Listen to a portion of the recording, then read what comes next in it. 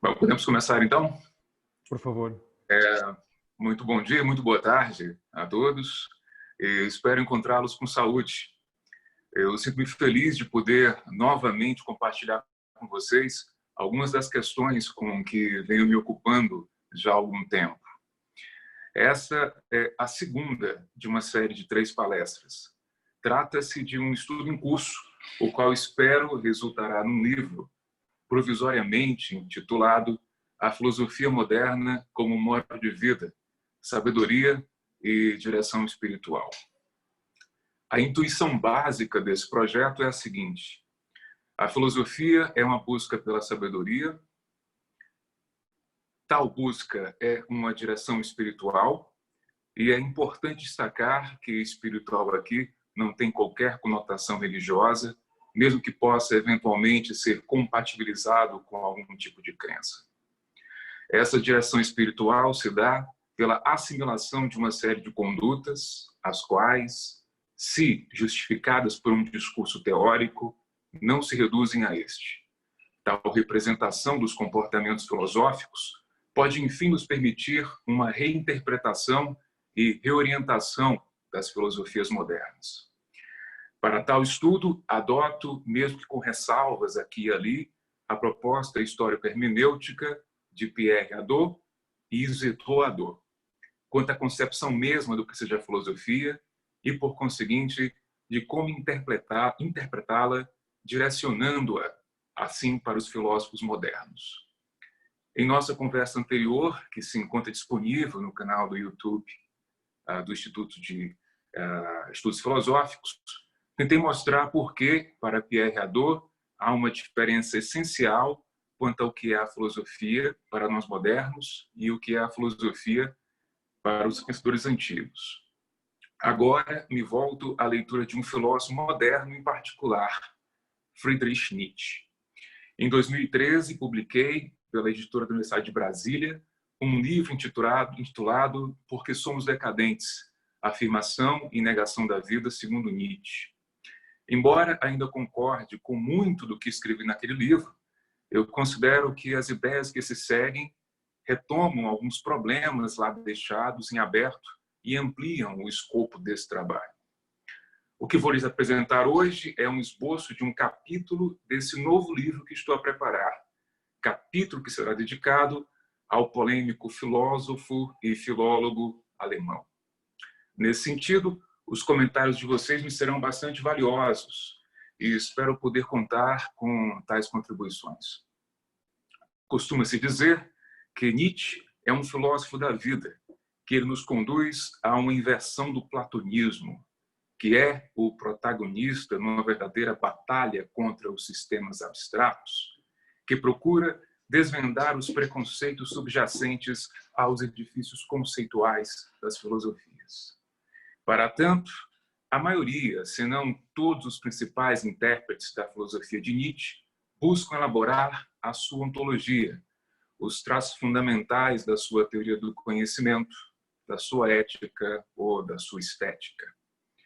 Por tais leituras, inscreve-se Nietzsche, mesmo que a contragosto, naquilo que Jürgen Habermas denominou discurso filosófico da modernidade.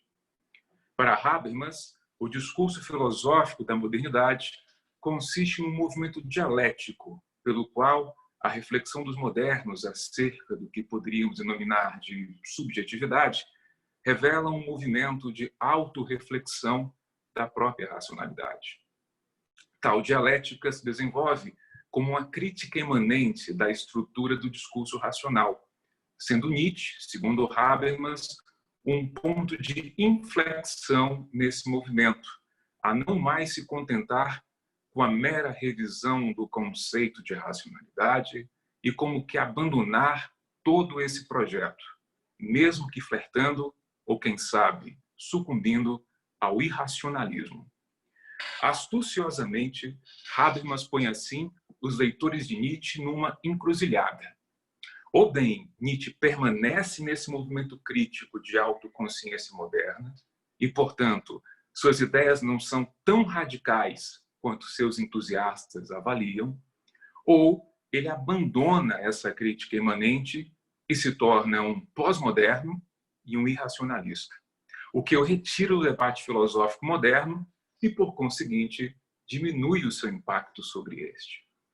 Minha suspeita é de que essa bifurcação hermenêutica entrevista por Habermas é bastante convincente. Se, como a maioria dos leitores especializados de Nietzsche, interpretamos a sua filosofia estritamente como um discurso teórico. A minha hipótese é de que podemos, com forte apoio textual, interpretarmos a filosofia de Nietzsche, sobretudo como uma direção espiritual, a indicação de um modo de vida filosófico, sendo nesse terreno que seu discurso teórico adquire pleno sentido e coerência. Se tratamos a filosofia de Nietzsche apenas como um discurso teórico, perdemos de vista a disposição e o alcance existencial que a constitui e a tornamos apenas mais um sistema entre outros sistemas. Dito diretamente, entender a filosofia de Nietzsche apenas como um discurso teórico provavelmente contradiz as teses que ele próprio defende em seus escritos. Para orientar minha leitura da filosofia de Nietzsche, retomo, como dito, a abordagem metodológica historiográfica de Pierre e Hadot. Como já discuti essa orientação em minha fala anterior, vou retomá-la aqui somente em suas linhas gerais.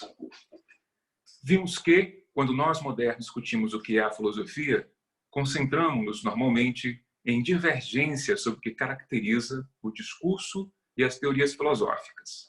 Assim, nas entrelinhas do quadro histórico-conceptual proposto por Habermas, subjaz a ideia de que a filosofia se restringe a um discurso teórico e que a relevância e a originalidade da doutrina é esclarecermos sobre um ou outro aspecto até então inaudito desse discurso.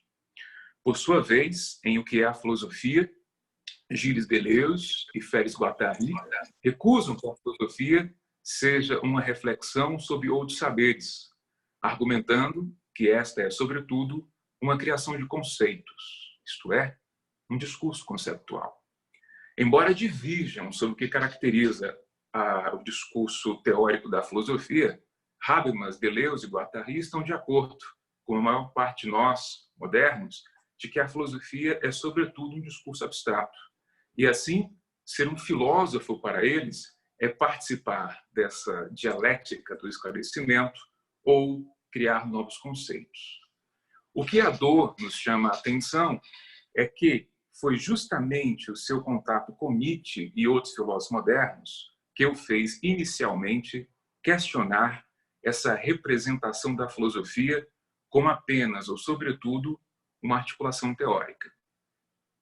A partir de um problema hermenêutico e acadêmico quanto à interpretação das filosofias antigas, Hadot foi progressivamente conduzido à redescoberta do sentido primordial da filosofia como modo de vida ou direção espiritual, de modo que esta, se é quase sempre indissociável de um discurso teórico, não se confunde nem se reduz a esse.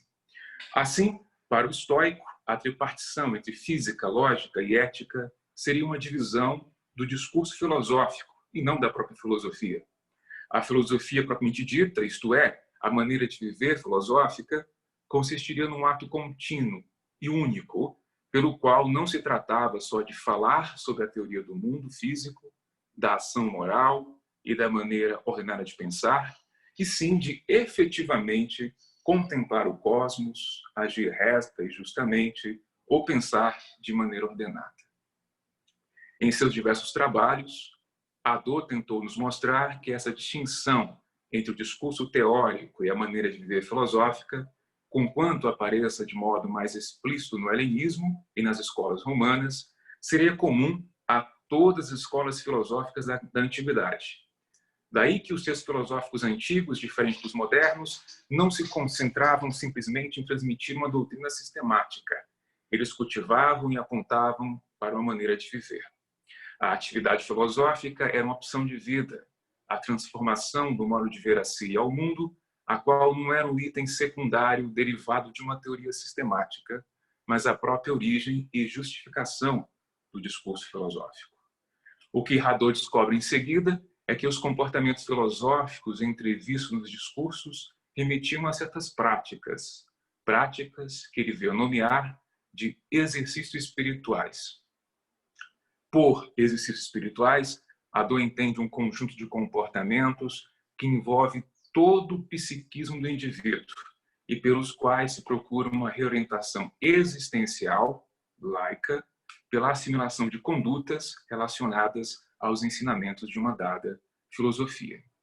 Conquanto não tenha sido conservada nenhuma obra que codifica sistematicamente o ensino e as técnicas dos exercícios espirituais na antiguidade, graças a Filo de Alexandria, nós possuímos algumas listas de exercícios.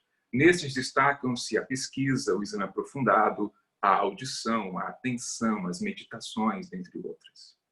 Minha proposta aqui é que a filosofia de Nietzsche nos aparece em toda a sua radicalidade e polêmica, justamente quando a interpretamos como um discurso psicagógico que se articula por exercícios espirituais.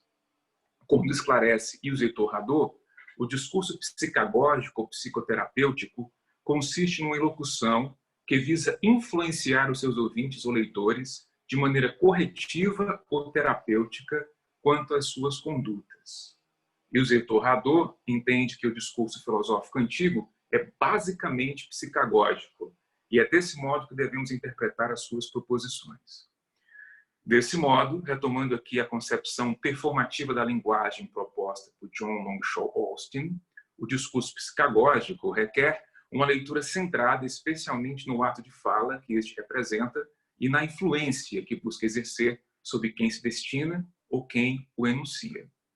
E o Heitor Hadot reconhece que psicagogia e psicoterapia, não obstante sejam termos cunhados do grego, são um vocabulário moderno, que não corresponde a nenhuma expressão específica dos antigos. No entanto, parecem recobrir um comportamento bastante recorrente na antiguidade, bastante recorrente nas filosofias antigas, o que justifica o seu emprego. Nesse sentido, tais termos talvez sejam até mais apropriados para interpretar uma filosofia moderna, tal como a de Nietzsche, do que uma filosofia antiga.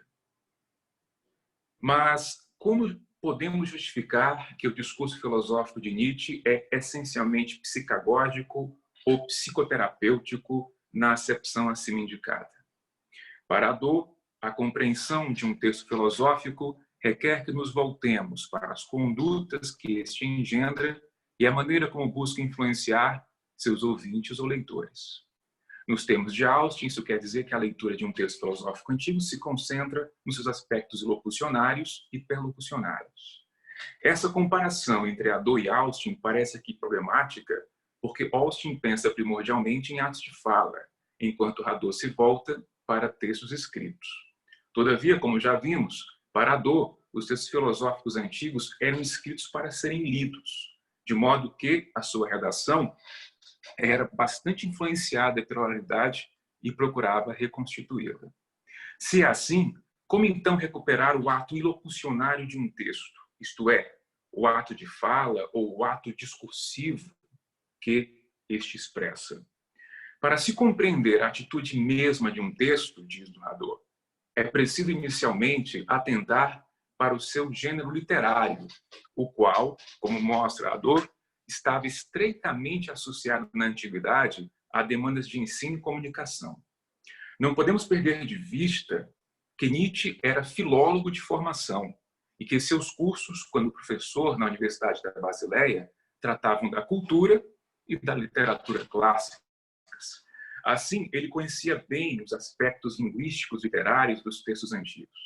Logo, convém a hipótese de que a adoção deste ou daquele gênero literário para as suas obras não seria Nietzsche apenas casual. E qual foi o gênero literário privilegiado por Nietzsche para a elaboração de suas obras?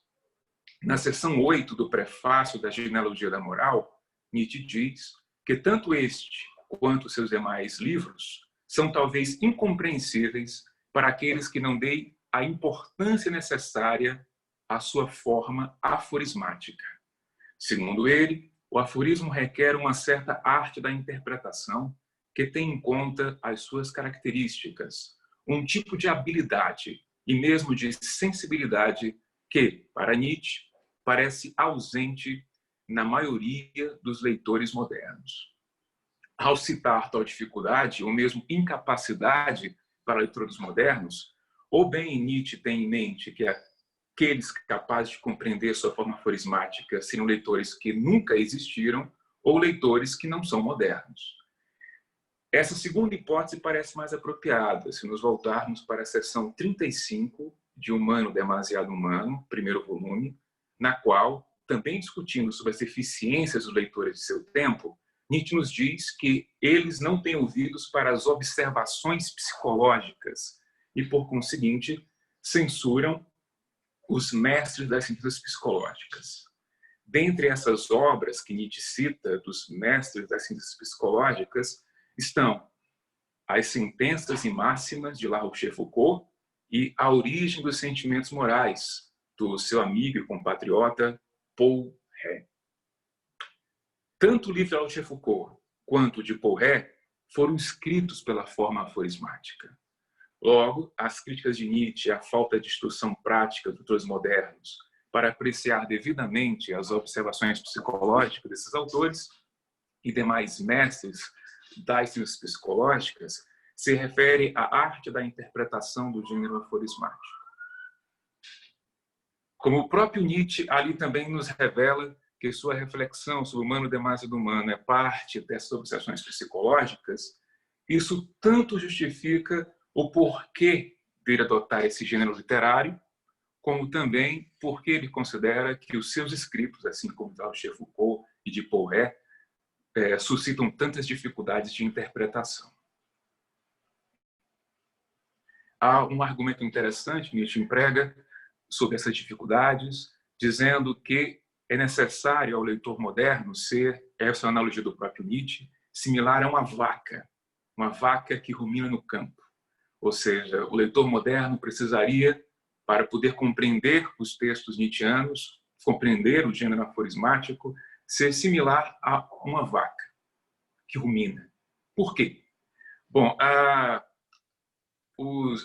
as vacas, ou seja, os ruminantes, possuem 4 estômagos. Então, quando eles se alimentam, eles inicialmente começam a se alimentar rapidamente, depois eles regurgitam o alimento, eles comem novamente e repetem esse ato algumas vezes para poder fazer a digestão. E aqui a analogia é que a leitura seria similar ao ato da digestão. A leitura seria um ato fisiológico por excelência, fisiológico e existencial por excelência. A ideia de Nietzsche é como que se o leitor moderno fosse um leitor que tivesse apenas um estômago, um monogástrico, e não como um ruminante que possuía vários estômagos. E para se ler o aforismo, segundo ele, é necessário ser um leitor, então, com vários estômagos. Em outros termos, tirando um pouco da analogia, a minha hipótese é que a gente está dizendo que o leitor moderno se concentra por demais nos aspectos estritamente semânticos do discurso, e há outros aspectos que um filólogo conhece muito bem, como os aspectos ilocucionários e perlocucionários, que falta ao leitor moderno compreender, e esses seriam fundamentais para se entender o gênero aforismático. Aliás, sobre isso, em vários momentos da sua obra, eu vou destacar aqui um deles em particular, Nietzsche nos chama a atenção do que eu estou chamando aqui de aspectos afetivo-expressivos do discurso. Numa seção de Além do Bem e do Mal, falando de Maquiavel, ele diz que a língua alemã é como que incapaz de reproduzir o ritmo da escrita de Maquiavel. Segundo Nietzsche, o príncipe é capaz de expor o assunto mais sério num indomável alegríssimo. Ora, o termo alegríssimo remete à música, e ele utiliza esse vocabulário com alguma frequência para dizer que no texto escrito há também essa reprodução do ritmo musical, que é o que hoje os linguistas chamam de efeitos afetivos expressivos da linguagem ou estilísticos da própria linguagem. Ele, inclusive, diz, numa passagem próxima a essa, que falta ao alemão o presto, e mais um termo aqui que ele retira da música. E por faltar o presto, eu cito o próprio Nietzsche, seria incapaz, ou praticamente incapaz na língua alemã, de se expressar nuances do pensamento livre, próprias dos espíritos livres. Daí, segundo Nietzsche, há profunda dificuldade para nossa compreensão de autores antigos, pois faltam-nos, por vezes, recursos para apreciar os crescendos, o termo do próprio Nietzsche, inflexões, mudanças de tom e variações de ritmo com que o mundo público da antiguidade se rejubilava em seus escritos. Portanto, Nietzsche está muito consciente de que a compreensão de um texto passa além do seu aspecto estritamente semântico e talvez seja determinante por outros aspectos esses que, a meu ver, remetem a esse âmbito ilocucionário e a esse âmbito perlocucionário. Por exemplo, Nietzsche chega a dizer, nessa mesma seção de Além do Bem e do Mal, que algumas traduções, melhor dizendo, honestas, ou seja, muito bem feitas do ponto de vista semântico, soariam quase como que falsificações, se não se for possível nelas de reproduzir o tempo ousado ou alegre que persiste as palavras. As expressões também são do próprio Nietzsche. Aqui, Nietzsche, assim como Pierre Hadot, corrobora a tese de que o estudo filológico ou linguístico é uma pré-condição técnica para uma interpretação ampla dos textos. No caso de Nietzsche, o treinamento para as nuances afetivo-expressivas do discurso não seria uma condição somente para a compreensão dos antigos, mas também para os tais mestres das ciências psicológicas, nos quais o próprio Nietzsche se inclui. Quanto ao aforismo, tradicionalmente ele é entendido como uma máxima, que em poucas palavras apresenta uma regra ou princípio de alcance moral ou existencial. Tal descrição é compatível com La Rochefoucauld ou Porret, que são os autores explicitamente citados por Nietzsche com a tal gênero. Mas tenha-se em conta que um dos mais antigos discursos aforismáticos de que dispomos foi escrito por um médico grego, Hipócrates, preocupado justamente com a saúde e os males do homem, pretensão compartilhada por Nietzsche e pelos demais mestres das ciências psicológicas. Portanto, a escolha do aforismo não é casual. Escolhe-se o aforismo porque, tradicionalmente, ele está vinculado à cura, a um efeito terapêutico. E isso reforça a ideia de que o discurso aforismático de Nietzsche é, sobretudo, um discurso psicagógico. Daí a forma aforismática se privilegiada em seus escritos. Ora, se é assim, então significa que nós, como o próprio Nietzsche chama a atenção, precisamos ler as suas obras segundo essa perspectiva que é indicada pelo gênero no qual elas são estruturadas. Quanto a esse discurso em particular, inclusive, é possível por ele entender a própria forma de argumentação do Nietzsche. É muito comum que nós tentamos elaborar o argumento do Nietzsche, os argumentos de Nietzsche de maneira proposicional, isto é, nós tentamos estabelecer qual é a verdade das coisas, especificamente, que ele está falando. Entretanto, em diversos momentos, o Nietzsche não se direciona para as próprias coisas, mas, como bem chamou a atenção o Robert Solomon, em um belíssimo artigo sobre o Nietzsche publicado no Cambridge Companion, Nietzsche elabora um tipo específico de argumento ad hominem. Em que sentido? O argumento ad hominem, normalmente, é uma espécie de falácia, porque se tenta, por uma crítica direta ao sujeito, aquele que enuncia o discurso, mostrar que esse discurso é falso. Mas não é esse tipo de argumento ad hominem, que o Robert Solomon chama atenção, que é empregado pelo Nietzsche com seu discurso aforismático. O que faz Nietzsche? Nietzsche utiliza o argumento ad hominem, mas não para retirar a verdade ou a falsidade do discurso. Isso ele deixa como que em suspenso. Ele utiliza o discurso ad hominem para pensar por que este ou aquele enunciador precisa enunciar este ou aquele discurso. E essa é uma forma que a gente encontra de descolar, ou pelo menos de não identificar sumariamente, a nossa motivação para algo com a verdade proposicional do próprio discurso.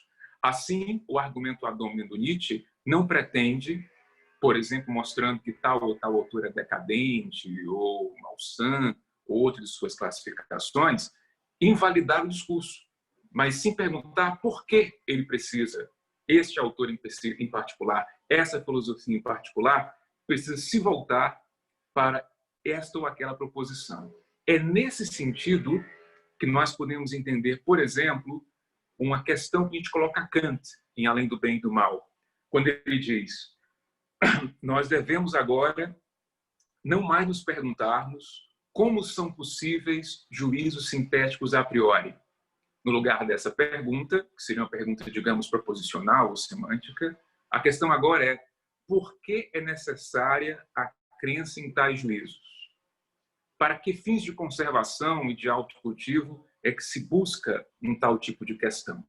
Ou seja, o argumento ad hominem, pelo menos nesse sentido filosófico que o Robert Solomon chama atenção, utilizado pelo Nietzsche, é o seu principal recurso estratégico, o seu principal recurso argumentativo. Não é o único, mas é o principal. E se nós não tivermos em mente que esse recurso se faz porque ele quer chegar não diretamente à questão em si mesma, em ré, mas sim quer chegar aos seus interlocutores, quer provocar um efeito nos seus interlocutores, que é o ato perlocucionário, chamado de Santo Austin, nós perdemos de vista essa peculiaridade do discurso filosófico de Nietzsche.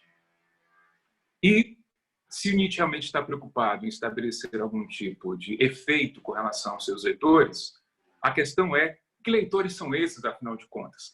É quase uma anedota que Nietzsche era muito pouco lido quando publicou os seus livros. Ele eventualmente reclama bastante acerca disso, chega a dizer que é como se ele nem existisse, porque ninguém se interessava em ler os seus livros. Ele pagava do próprio bolso a edição dos seus trabalhos e coisas como essa.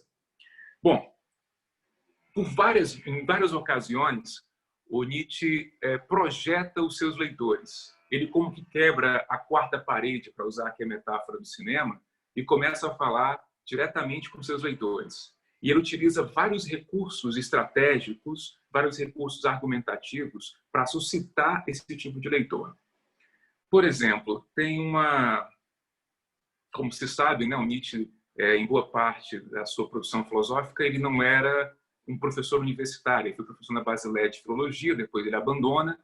Então, durante muito tempo, ele não tinha alunos, ele não tinha uma escola filosófica. Então, diferente dos antigos, que escreviam pensando num certo tipo de leitor, que eles conheciam muito bem, Nietzsche como que desconhecia o seu leitor, pelo menos faticamente.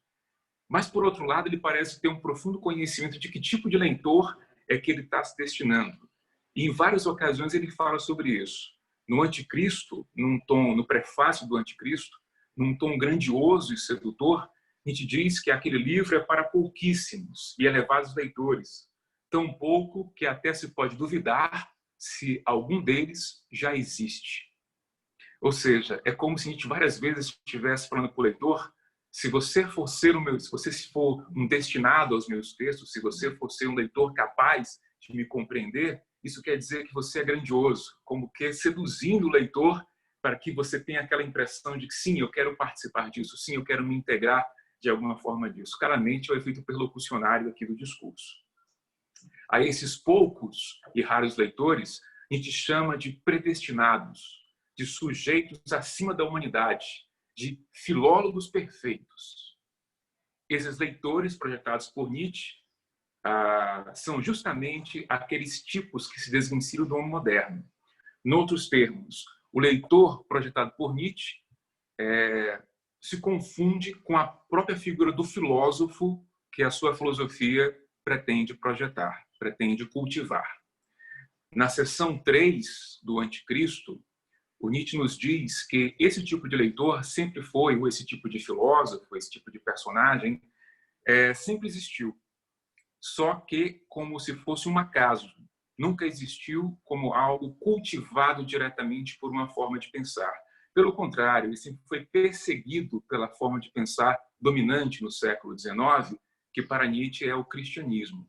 E aqui, tanto o cristianismo relacionado à fé, como também o cristianismo por hábito. Os cristãos que não têm uma fé diretamente ligada ao cristianismo, mas mantêm os hábitos cristãos.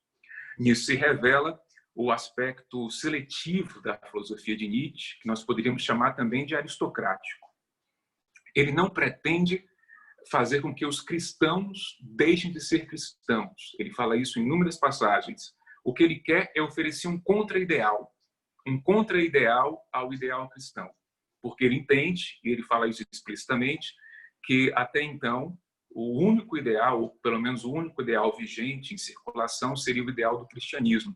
ideal que ele chama de ideal ascético. Eu não vou entrar aqui em detalhes com relação ao que é o ideal ascético, mas dizíamos que o ideal ascético seria aquele que coloca o sentido da vida numa outra existência, numa supra-existência, e está vinculado a uma série de disposições afetivas e morais. Esse contra-ideal proposto pelo Nietzsche tenta se desvencilhar do ideal ascético e tenta ser como o quê, para usar uma expressão também do próprio Nietzsche, uma espécie de isca para esses novos leitores. É como se ele dissesse que, em meio ao ideal cristão, em meio ao ideal ascético, há pessoas que vão naturalmente seguir esse ideal, nós podemos encontrar alguns sujeitos que podem seguir um caminho diferente, podem seguir uma direção espiritual diferente. Mas esses sujeitos, por falta de uma orientação, por falta de uma direção espiritual, por falta desse contra-ideal no qual nos fala Nietzsche, podem acabar recaindo no ideal cristão e não florescendo, não se cultivando. Em outros termos, Nietzsche parece então nos sugerir que o seu discurso filosófico, o discurso psicagógico, tem por função preparar esses leitores, vou usar a expressão dele mais uma vez, predestinados à sua filosofia, essa aristocracia do espírito. Bom, o Nietzsche, em vários momentos, ele projeta esses leitores através de personagens. Então, ele fala dos imoralistas, ele fala dos filósofos do futuro, ele fala dos hiperbóreos, mas o personagem mais famoso que Nietzsche utiliza para falar desses seus interlocutores, esses seus leitores, esses para quem seus textos são destinados, são os espíritos livres. A noção de espírito livre aparece no primeiro volume de Humano Demasiado Humano, e é extremamente interessante e importante para compreender o discurso psicagógico do Nietzsche se nós observarmos o prefácio do primeiro volume de Humano Demasiado Humano. Nesse prefácio, Nietzsche como que traça uma narrativa sobre o desenvolvimento do espírito livre. Quais são as condições? Qual é o caminho que o espírito livre deve traçar? Eu vou usar aqui a minha expressão junto com o treinador. Qual é a direção espiritual que deve ser seguida pelo espírito livre para se tornar aquilo que ele é, a saber, um espírito livre? Nietzsche diz que, inicialmente, esse espírito livre vai se sentir como que cativo, como que preso às normas e às estruturas do mundo em que vive. Depois, ele vai começar a se separar disso, vai sentir como que um imperativo de se separar disso. Eu vou usar um pouco essa linguagem floreada e metafórica do Nietzsche, porque é assim mesmo que ele se expressa. Ele fala de uma sensação de falta de pertencimento aos hábitos ideais que até então conduziram esse espírito livre. Isso o leva a um questionamento radical sobre todos os valores que até ali o conduziram. Nietzsche chama isso de uma grande libertação. E diz que essa grande libertação é como se fosse uma doença, porque o sujeito entra num processo nihilista no qual ele começa a criticar todos os valores, ele começa a colocar em questão o valor dos próprios valores. Isso leva a um isolamento, mesmo que ele permaneça em sociedade, mas ele se sente isolado das pessoas, ele não consegue mais se relacionar com as pessoas como antes. Isso leva a uma sensação de angústia, e a gente descreve isso em pormenor neste prefácio do primeiro volume de Humano Demasiado Humano. Essa solidão, diz Nietzsche, depois de um tempo, levaria o espírito livre a uma primeira convalescença, diz Nietzsche, a um primeiro momento de cura. E, segundo Nietzsche, esse momento de cura vai se passar em várias etapas, em vários estágios. Porque em um momento você se cura, você começa o processo de cura terapêutico, a expressão do próprio Nietzsche. Depois você recai novamente nos valores anteriores e assim fica nesse movimento durante bastante tempo. Ele diz que nesse processo de idas e vindas, de doença, cura, restabelecimento, o indivíduo começa a experimentar um autodomínio e disciplinas próprias, de autodisciplina, que isso faz com que ele tenha acesso a modos de pensar numerosos e contrários. Daí porque, em Além do Bem e do Mal, o Nietzsche nos chama a atenção de que o filósofo ou o espírito livre precisa passar por uma série de perspectivas. Ele tem de ser, vou usar a expressão do Nietzsche, cético, dogmático, historiador, poeta, colecionador, viajante, decifrador de enigmas, moralista, vidente, livre pensador e praticamente tudo para cruzar o âmbito dos valores e sentimentos humanos de valor e poder observá-los com muitos olhos e consciências. Fim da citação acerca do próprio Nietzsche. É como se nesse processo, então, o pensador vai tomando contato com diferentes perspectivas e ele vai como que superando cada uma dessas perspectivas progressivamente. É o próprio perspectivismo nietzschiano tão alardeado que aparece aqui como uma etapa de formação espiritual, muito mais do que uma doutrina teórica, embora também seja uma concepção teórica. Mas Nietzsche diz que, enfim, num processo final, depois de uma longa etapa, o espírito livre finalmente reconhece a sua tarefa, mais uma vez uma expressão do próprio Nietzsche. Essa tarefa seria questionar o valor dos próprios valores, o que não é a mesma coisa que fazer uma filosofia moral. Quando eu faço uma filosofia moral ao estilo da filosofia kantiana, ao estilo da filosofia schopenhaueriana, e aqui eu vou me reportar à própria leitura do Nietzsche, que faz dessas concepções além do bem e do mal, a questão mesma, bem e mal, não está posta, porque eles já aceitam essa concepção de bem e de mal, e o projeto é fundamentar essa concepção de bem e de mal. Para Nietzsche, não por acaso, essa concepção de bem e de mal é a concepção do bem e do mal do cristianismo. Daí se verificaria na fundamentação da metafísica dos costumes de Kant, e mesmo em Schopenhauer, que, embora se diga ateu, fala que a sua filosofia é a autêntica filosofia do cristianismo. Imagine um ateu dizendo que a sua filosofia moral é a autêntica filosofia do cristianismo porque se baseia na compaixão, que é o sentimento cristão por excelência. A novidade do Nietzsche aqui é dizer que o espírito livre, depois de passar por todos esses estágios, ele se coloca numa nova posição. Ele se pergunta pelo valor mesmo dos valores morais. Assim como Nietzsche eventualmente se pergunta pelo próprio valor da verdade, o que é diferente de fazer uma teoria da verdade. Ou seja, quando eu me pergunto pelo valor da verdade, eu não estou pressupondo uma certa concepção de verdade, mas porque nós buscamos a própria verdade. Isso remonta, como eu disse, à estratégia argumentativa principal da filosofia do Nietzsche, que é esse argumento ad hominem filosófico, que retira a questão das coisas mesmas para o efeito que as coisas têm ou que as ideias e crenças têm sobre aqueles que as enunciam. Bom, algo também interessante sobre isso é que a gente chama a atenção no prefácio de Uma Demassa do Humano que um leitor de signos e psicólogo, para usar aqui a sua expressão, saberá indicar em que etapa dessa formação aquele livro, Uma Demassa do Humano, se encontra. Em outros termos, Nietzsche está como que nos dizendo que a leitura dos seus livros não deve ser feita de maneira cronológica, mas sim de acordo com a etapa que eles representam. Pois isso não quer dizer que é linear, como há idas e vindas. Pode ser que um livro posterior indique um momento espiritual diferente ou mais elevado do que um livro anterior, que seria uma retomada ou alguma espécie de recaída. Mais do que isso, Nietzsche fala que o espírito livre, quando chega a um estágio final do seu desenvolvimento, ele percebe que é possível generalizar a sua experiência. E ao generalizar a sua experiência, dizer que todo aquele que fizer um caminho similar a este também se tornará um espírito livre. E assim a gente entende a própria criação da noção de espírito livre. É como se Nietzsche estivesse generalizando a sua própria experiência e, ao generalizar a sua própria experiência, criasse esse personagem conceitual, que é um leitor ideal, ou um leitor contra-ideal, para brincar com as palavras do Nietzsche, que seria o próprio espírito livre. E dissesse, esse é o trajeto espiritual do espírito livre. Eu acredito que a palavra espiritual aqui está muito bem colocada, já que nós estamos falando dos espíritos livres que se opõem aos chamados espíritos cativos.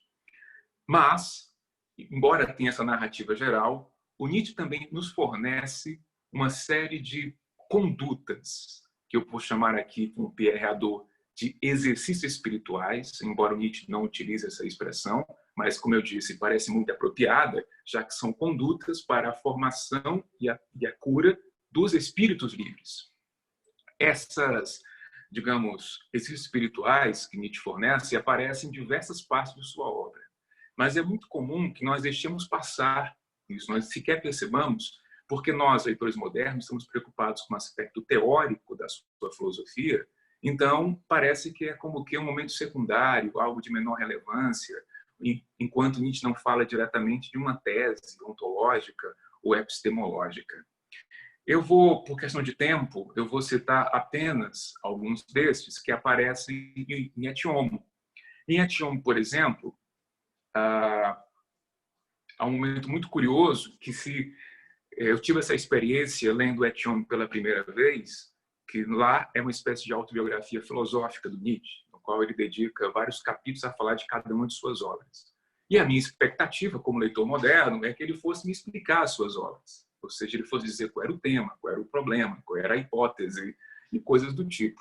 E fiquei profundamente decepcionado, porque, embora ele faça isso eventualmente, na maior parte das vezes, ele fala de algo que parece, sobretudo, aleatório quanto às suas obras. Por exemplo, no capítulo sobre a ciência, ele não fala qual é o tema da Gaia Ciência, ele diz que naquele fevereiro maravilhoso em que escrevi a Gaia Ciência, eu me sentia assim assado, o sol era ótimo na região X ou Y, e acaba o capítulo.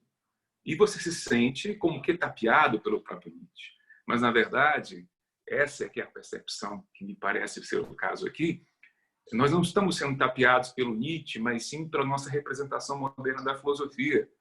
O Etiomo representa, na verdade, uma indicação da própria figura filosófica do Nietzsche. Por isso ele diz, e diz isso muito explicitamente no texto, eu cito, uma coisa sou eu, outra coisa são os meus livros. E o Etiomo não é sobre os livros dele em particular, mas sim sobre ele, o perfil filosófico para fazer aqueles livros, ou mais precisamente, qual é o desenvolvimento do perfil filosófico, como se tornar aquilo que se é, que é o subtítulo da obra, que o próprio Nietzsche teria passado. Aliás, é importante dizer aqui que a palavra autobiografia merece aspas, porque não se trata de uma descrição fática de como Nietzsche viveu, mas sim muito mais de uma projeção. Há, inclusive, vários fatos, entre aspas, né, que seriam fake news do Nietzsche. Ele diz que tem uma ascendência polonesa, descendência polonesa, e sabe que não é verdade, que não tinha nenhum tipo de relação com a Polônia ou coisa parecida. Dentre outros pequenos fatos, né? Ele falando, por exemplo, na época do nascimento da tragédia, de que ele participou da Guerra Franco-Prussiana, e passa-se uma ideia de que Nietzsche foi alguém que esteve lá no fronte, no combate, enfrentando situações difíceis, mas, na verdade, ele foi como enfermeiro, que era um cargo menor na época para um homem. Ele ficou uma semana, ele teve um problema estomacal e teve que voltar. Mas quando você observa as fotos de Nietzsche vestido, fardado militarmente, você imagina que ele teve lá diretamente com um general ou alguma coisa parecida. Mas, voltando ao próprio texto, é muito curioso quando se lê o Etiomo, que em alguns capítulos iniciais, nos quais a gente fala sobre seu perfil filosófico, ele começa a dizer que ele nunca se desperdiçou. Aliás, os capítulos têm títulos excelentes, né? Por que sou tão inteligente? Por que escrevo livros tão bons? Que é justamente uma ironia do Nietzsche com a humildade cristã. E quando ele fala de por que ele é tão inteligente, ele diz que ele jamais se desperdiçou com falsas questões, que seriam as questões teóricas e abstratas. Porque ele diz que para a formação do espírito livre, para a formação da figura do filósofo, é muito mais importante do que essas questões se preocupar, por exemplo, com a sua dieta, com aquilo que você come todos os dias. É muito mais importante se preocupar com o seu entretenimento, em ter um tipo de entretenimento que seja saudável para o seu desenvolvimento espiritual. É muito mais importante se preocupar com o clima de onde você vive, pois o clima é muito importante para o seu metabolismo e uma série de questões. E ele vai discutindo isso. Ora, nesse momento, nós podemos claramente ver umas pequenas sugestões, aliás, sugestões péssimas, né? Não entendia nada sobre dieta, né? Comia coisas terríveis. Mas há uma série de indicações ali de que a alimentação, um certo tipo de alimentação, um certo tipo de prática de exercícios, certas condutas seriam fundamentais, seriam importantes para esse desenvolvimento espiritual do espírito livre, esse desenvolvimento espiritual da figura do filósofo. Ou seja, trata-se aqui do discurso psicagógico, discurso terapêutico, que está voltado a influenciar o sujeito. Como quem diz, você não pode ficar simplesmente pensando questões filosóficas em abstrato. Para colocá-las em prática, faz necessário uma série de condutas, seguir uma série de condutas. Mas eu quero chamar a atenção, não vou entrar nos detalhes sobre isso, podemos conversar sobre isso depois, mas eu quero chamar a atenção de um esse espiritual, que vou chamar assim, que Nietzsche propõe et homo, que diz respeito à polêmica. Nós sabemos que Nietzsche é um autor profundamente polêmico. A impressão que dá às vezes é que ele fala mal de todo mundo, inclusive dele próprio. Mas o que é ser um polemista? Especialmente nesse período que nós vivemos, uma época das redes antissociais, nas quais nós temos todo tipo de conflito e de intolerância passada pelas discussões. Será que Nietzsche é um polemista tal como estes que nós somos hoje em nossas redes antissociais? Pois é, quando nós nos voltamos para o et homo, é muito curioso, Nietzsche nos diz que, e aqui eu entendo que há uma ligação muito interessante entre uma concepção teórica da filosofia do Nietzsche e a sua prática, ou o seu espiritual. Nietzsche nos diz que ele evita todo tipo de conflito no qual haja uma questão pessoal envolvida. Então, ele sugere, e ele fala do seu caso particular, mas aqui generalizando para os demais leitores, que quando alguém faz algo ruim com ele, ou a metáfora dele é lhe manda algo amargo, ele então manda uma caixa de bombons àquele sujeito. Ou seja, a metáfora aqui é você, se alguém te faz algo de ruim, em vez de você reagir àquilo com a mesma virulência, você acaba fazendo uma coisa positiva ou útil para aquela pessoa. Por que ele diz que nós temos que fazer isso? Porque, segundo ele, se nós reagimos diante de alguém que nos faz algo ruim, nós vamos cultivar o ressentimento. E o ressentimento é o tipo de afeto que a filosofia do Nietzsche tenta a todo custo evitar nos seus pensadores, nos seus leitores predestinados. Ou seja, trata-se aqui de um tecido espiritual muito simples, que deve ser cultivado por todos aqueles que estão seguindo o caminho nietzschiano, ou da filosofia nietzschiana, que seria evitar o ressentimento. Esse é esse espiritual possível, nós poderíamos colocar outros. Eu digo espiritual porque visa amoldar o teu caráter, visa amoldar a tua maneira de reagir ou de pensar com relação ao mundo. Mas, e esse é o ponto que mais me interessa aqui, justamente no et homo, em certo momento, ele nos ensina o que é fazer polêmica, o que é ser um polemista no sentido filosófico, como ser um polemista sem ser um ressentido. Talvez pudesse ser o título dessa sessão. Nietzsche nos fala que há 4 regras que devem ser seguidas pelo polemista, por aquele que vai usar a polêmica como uma forma de direção espiritual, de cultivo, de crescimento espiritual. Primeira regra: pôr-se em conflito apenas contra causas vitoriosas. Ou seja, não se chuta cachorro morto. Você tem que buscar uma causa que tem uma profunda difusão na sociedade, porque aí você vai ter um inimigo à altura. Segunda regra: comprometer-se somente contra aquelas causas vitoriosas nas quais praticamente não se encontra aliados.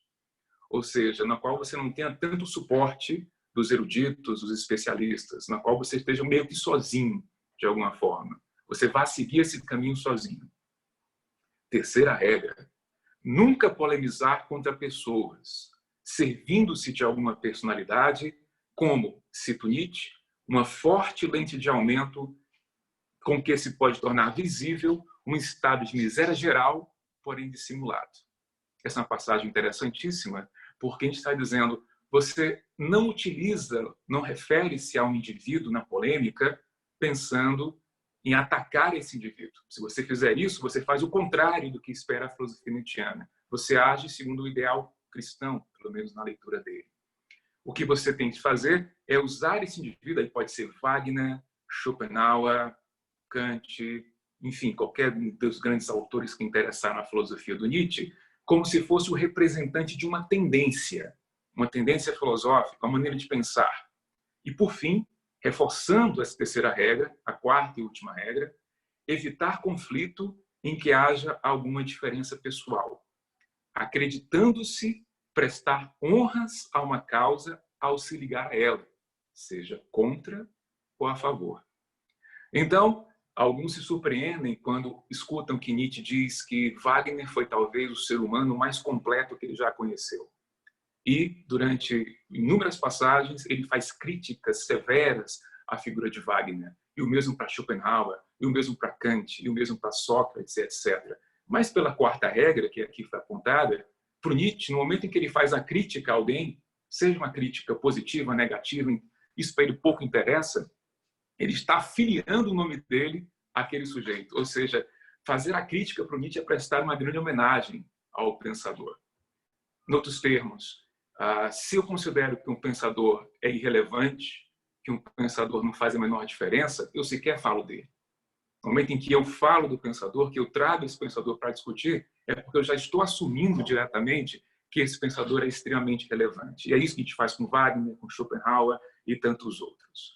Então, a polêmica nietzschiana possui 4 regras, e essas 4 regras podem ser lidas como exercícios espirituais. Ou seja, nós, para podermos, de fato, diante de uma situação na qual todo o nosso afeto é movimentado, imaginem, por exemplo, uma disputa política, ideológica, enfim, que, aliás, no Brasil é cada vez mais recorrente, um momento de polarização, é necessário que nós, para pensarmos filosoficamente, consigamos nos afastar disso. É por isso também que no segundo volume, no prefácio ao segundo volume de Humano, Demasiado do Humano, Nietzsche fala que os seus livros são retrodatados, ou seja, que ele escreve o livro muito depois de que ele, de fato, teve aquela tal vivência específica, porque ele teve que se afastar e como que superar aquela vivência.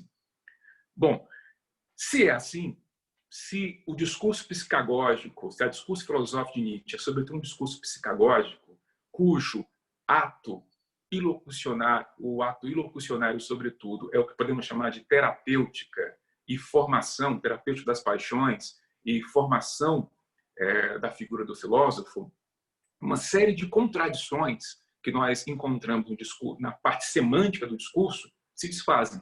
Porque, como o próprio Nietzsche contou, se o pensador tem de passar por diferentes perspectivas, por diferentes concepções, ora, entende-se que ele vai adotar diferentes perspectivas, diferentes pontos de vista, e às vezes ele pode tratar um problema como um cético, depois um problema como um dogmático. E isso explica razoavelmente bem as aparentes contradições que encontramos no discurso filosófico do Nietzsche, pelo menos as contradições do ponto de vista semântico. Há uma função maior, que é indicar ao seu leitor diferentes perspectivas, diferentes pontos de vista. E aí eu concluo, pelo menos provisoriamente, dizendo que, se voltarmos então ao problema original que eu indiquei no início, de Habermas, que Habermas coloca Nietzsche no discurso filosófico da modernidade, e assim nós temos, por leitor especializado, uma bifurcação. Por essa bifurcação, ou bem o Nietzsche participa desse discurso e não é tão radical quanto se pensa, ou bem o Nietzsche abandona o discurso e vira um irracionalista. A perspectiva filosófica, histórico-filosófica do Pierre Hadot nos coloca uma terceira alternativa, uma terceira possibilidade. Ou seja, Nietzsche permanece no discurso filosófico da modernidade, por um lado, porque nos seus livros ele também discute com esses autores, ele faz a autocrítica da razão, a autocrítica do sujeito, mas, diferente desses autores, a maior parte deles, Nietzsche não compreende que a filosofia é simplesmente um discurso teórico, que, portanto, nós podemos ir além.